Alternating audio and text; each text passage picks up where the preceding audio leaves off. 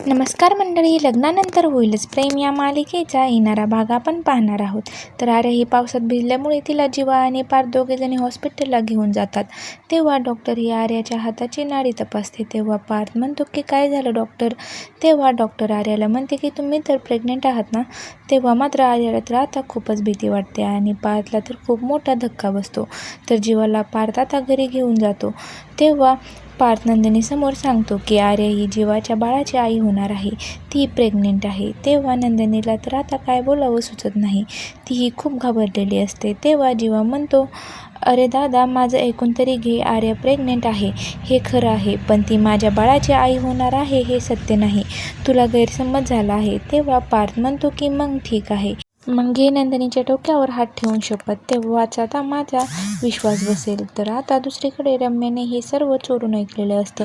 तर जीवा घेऊ शकेल का नंदिनीची शपथ, हे पाहणं खूपच रंजक ठरणार आहे. अशाच मालिकेचे नवनवीन व्हिडिओ पाहण्यासाठी चॅनलला लाईक, शेअर आणि सबस्क्राईब नक्की करा.